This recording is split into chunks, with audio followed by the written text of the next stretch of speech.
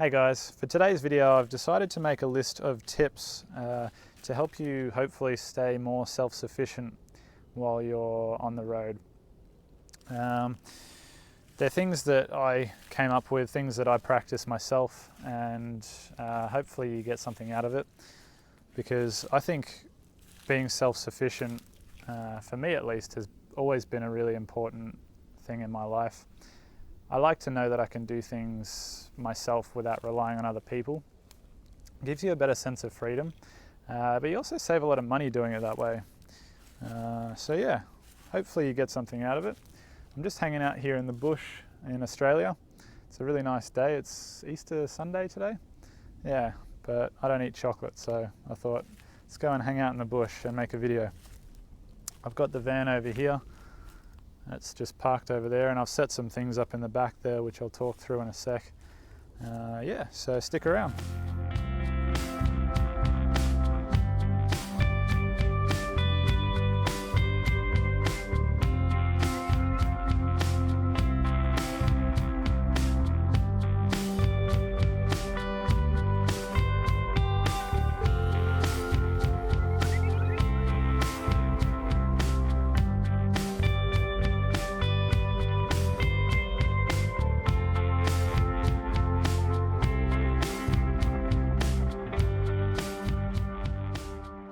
Okay, so for this video I ended up with 7 tips.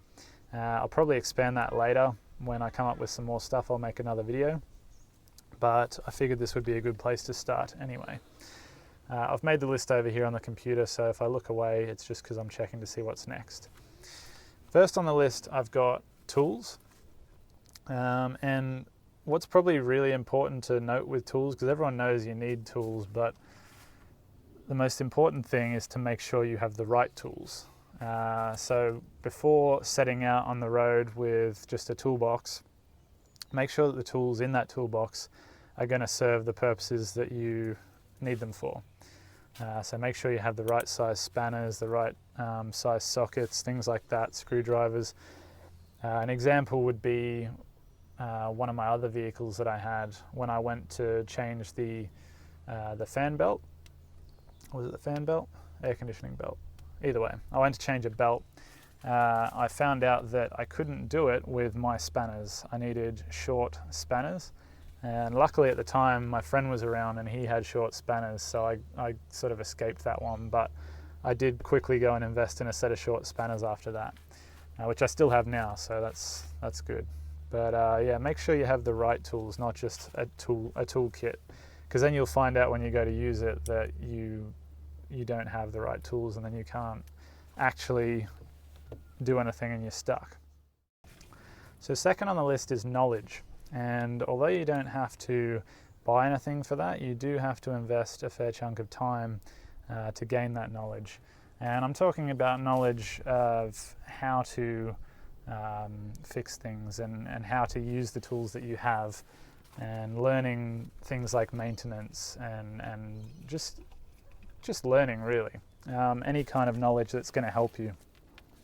So it's important not just to have tools, but to know how to use them, and not just to have appliances or products, but to know how to use them. And I'd say that's completely invaluable. Knowledge is just awesome to have the knowledge to help yourself. It's empowering, and it gives you a sense of freedom too, so I'd say it's super important. So yeah, knowledge, number 2. Number 3, I've got like fluids and spares. So for that I've got these things here as an example. I've got my oil and my coolant. I always keep those on me as a bare minimum. I also have this little box here of spares, and inside this, if I open it up, you can see I've got all sorts of fuses and electrical terminals and connectors. On the other side I've got things like switches and spares. This I think is for the kitchen sink. There's some spare seals and things in there, all sorts of stuff, but it's important to have spares. Also spare parts for the vehicle itself. So for example, I'd have a set of spare belts and spare spark plugs, and maybe even filters, but certainly belts and spark plugs, because if you don't have those when you need them, you can really suffer because the vehicle won't run at all. And you don't have to necessarily invest a lot of money in these things either. Sometimes what I'll do is when I go to do a service, let's say I change a fan belt, for example, and there's nothing particularly wrong with it, I'm just changing it because it's due to be changed. I'll keep the used one as the spare because it wasn't broken in the first place, and in an emergency it would certainly help me out. Same with spark plugs and things like that as well. You can just hang on to the old ones and it'll get you out of trouble in a pinch, and you don't have to spend heaps of money on them. So yeah, just make sure you've got spares and any kind of fluids and things like that that you need to top up. And that way, if you do get stuck, you can help yourself out of it. So tip number 4 is really just a few products that I'd recommend having handy in case of certain situations. I've got them down here.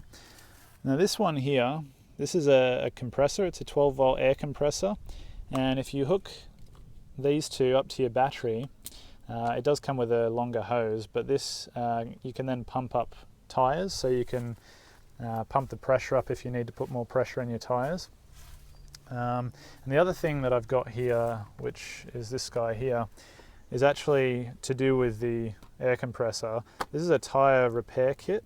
So if you do get a puncture, you get like a nail through the tire or something like that, you can use this to repair the tire and then use that to pump it back up.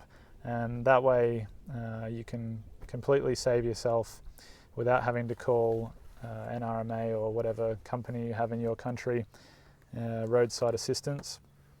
And I've used this before. As you can see, there's a couple of these sticks missing, and it's supposed to be a temporary, and I say temporary, I think legally tire shops have to say it's temporary as a fix, but I fixed mine. I fixed the same tire with 2 plugs, and I drove probably another 15,000 kilometers on it.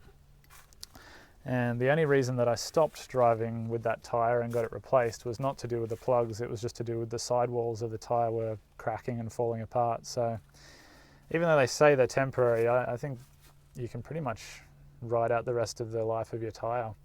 And they work really well. Basically you just remount, you pull the nail or screw out, you remount the hole with that guy, and then you lube it up with that, and then you stick one of these into the hole, pull it out, and then just cut off the excess, and it just plugs up the hole. Works really well. Now the other product I've got is just some booster cables. I think pretty much most people have these anyway, but worth a mention, always have a set of booster cables.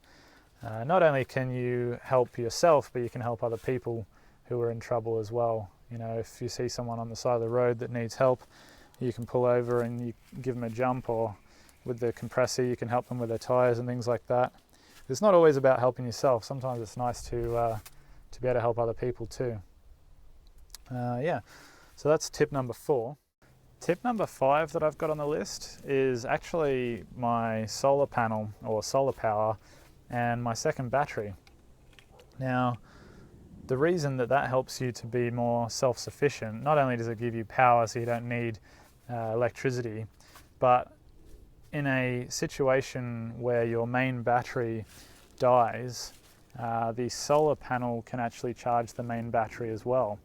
And if the battery is completely dead and can't be charged, you've got a second battery, so you can actually switch them out. And although a deep cycle is technically not generally meant to be used as a starter battery, unless it specifically says that it can, you could use it in an emergency to get yourself to somewhere where you could get another battery. So it doesn't just give you power, but it gives you backups and safety measures to have the second battery and the solar panel. So it's well worth having them. So number 6 on my list is practice. And when I say practice, I mean learn to do these things and try them before you go out on the road, before you need to do them. Not just so that you know how to do it, but so that you also know you have the things you need to do it. For me, one time when I first got the van and I went on my first sort of big drive, I needed to change a tyre, and it wasn't until then that I actually got the jack out and tried to use it, and I found out that the jack that comes with this van isn't long enough. It doesn't jack up high enough to actually get the van off the ground. So I got out and I got the spare off, and I started loosening the nuts on the wheels, got the jack under there, jacked it up as high as the jack would go, and the wheels were still touching the ground, so I couldn't actually take the wheel off.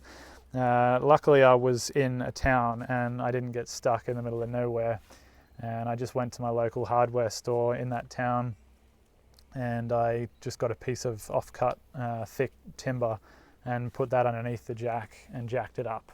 So I was lucky in that case, but I mean, if I was somewhere where I couldn't get access to something like that, I would have been kind of in trouble. So now I know when I go to change my tire, I need something underneath the jack, and I can keep that with me at all times, so I won't get stuck. So yeah, practice the things. So just try them before you need them. Try doing these things before it's a situation. Last on the list that I have here is safety. So I've just got a couple of things that I would say anyone living in a van or similar should absolutely have. And I've got them here, and it's a first aid kit, a fire extinguisher, I actually have 2 of these, and a carbon monoxide detector. Now this one's really important if you're using gas in the vehicle to cook or to heat. But it's also important as far as if you have any exhaust leaks or anything like that. It's always good to have if you're sleeping in a small confined space and there's a risk of carbon monoxide. It's always good to have a carbon monoxide detector. This is just a basic little first aid kit. I've just got some bandages and things like that in there, some antiseptic stuff, and like an asthma puffer and stuff. I don't actually have asthma, but I've got it in there just in case I'm with someone that does. And then yeah, the fire extinguisher, I actually have one at both entrances. So I have one at the side door, and this one actually goes down the back here. And that way, if a fire breaks out in between me and an exit door, I always have access to another fire extinguisher. And then also, it's good to have more than one of things. So something like a fire extinguisher that you're going to really need in that moment. If it's faulty for whatever reason, you want to have a backup. So if I go to grab one of these fire extinguishers and I go to press the button and nothing comes out, I know I've got a spare. So yeah, that's, I guess, like a little side tip, is to have backups of things. So yeah, that's the list that I've come up with so far. Let me know what you think. What have I gone through? I've gone through tools, knowledge, spares, the things like the tire pump kit and the booster cables, solar and the second battery, practice and safety. So hopefully that's helped someone out there, and hopefully you got something out of it, and I'll speak to you soon. Hey guys, I hope you liked the video. If you did, don't forget to give me a thumbs up and subscribe down below. And if you want any questions answered, just leave a comment and I'll see what I can do. Bye.